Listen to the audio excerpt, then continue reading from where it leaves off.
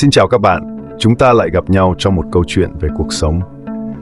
Hôm nay, tôi muốn kể với các bạn về hành trình của mỗi người, từ những ngày thơ vô tư đến khi trưởng thành, đối mặt với những lo toan và phức tạp của xã hội. Có lẽ trong chúng ta, ai cũng từng ước mình mãi là một đứa trẻ, sống trong thế giới nhỏ bé chỉ xoay quanh gia đình và trường lớp, không phải lo lắng điều gì. Nhưng rồi thời gian trôi qua, chúng ta lớn lên, bước vào những giai đoạn khác của cuộc đời, nơi các mối quan hệ, trách nhiệm và cả áp lực trở nên nặng nề hơn. Câu chuyện này không chỉ là hồi ức, mà còn là lời nhắn tin nhắn về giá trị của lòng tốt và sự yêu thương trong một thế giới đôi khi làm ta cảm thấy hoang mang. Hãy cùng tôi đi qua từng giai đoạn của cuộc sống và cảm nhận những điều mà có lẽ chính bạn cũng đã từng trải qua hoặc đang suy nghĩ. Hãy lắng nghe, bởi biết đâu bạn sẽ tìm thấy chính mình trong câu chuyện này. Khi ta còn đi học tiểu học, trung học cơ sở rồi đến trung học phổ thông, các mối quan hệ của chúng ta chỉ xung quanh trường lớp và gia đình. Đi học cùng một lớp, chúng ta chỉ đơn giản không thích bạn này, thích bạn kia. Về nhà với bố mẹ, không có những mối lo khác. Cuộc sống rất đơn giản, tình cảm cũng đơn giản, không toan tính. Khi ta đi học đại học, cuộc sống mở hơn, rộng hơn. Chúng ta bắt đầu bước ra ngoài xã hội với nhiều mối lo hơn. Hàng tháng chúng ta chỉ có một phần trợ cấp từ gia đình. Nếu chi tiêu dè sẻn thì có thể đủ tới cuối tháng. Nếu không biết chi tiêu thì giữa tháng đã hết tiền, nên phải tìm mọi cách để trụ lại. Trước tiên là nỗi lo cơm áo gạo tiền. Thứ hai là lo về môi trường xung quanh, dễ bị lôi kéo vào những tệ nạn. Thứ ba, lo về việc học. Lơ là thì rất dễ bị trượt môn. Đây là điều gần như không bao giờ xảy ra ở cấp trung học. Do đó, tình yêu ở giai đoạn này cũng có xen chút lý trí, có tính toán.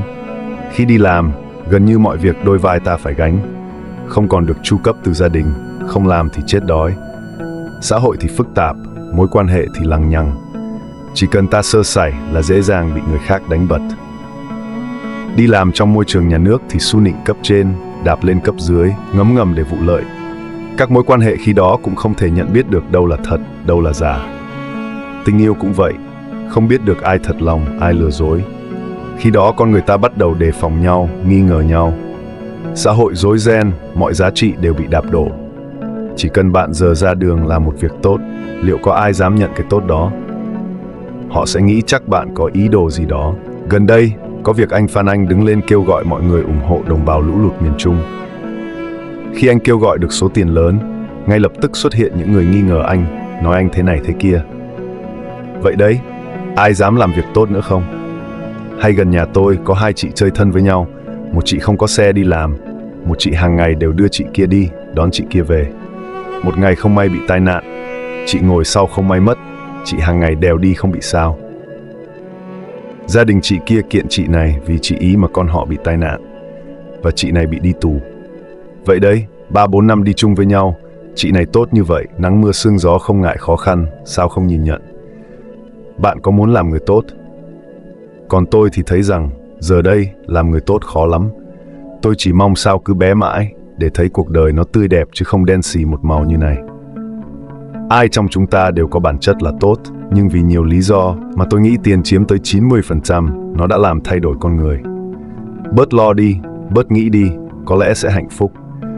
Hãy nhìn nhận các mặt tích cực hơn, sống vì mình là tốt, nhưng hãy bớt chút ra nghĩ thêm về người khác. Như vậy chúng ta sẽ có hành động khác đi, tốt hơn.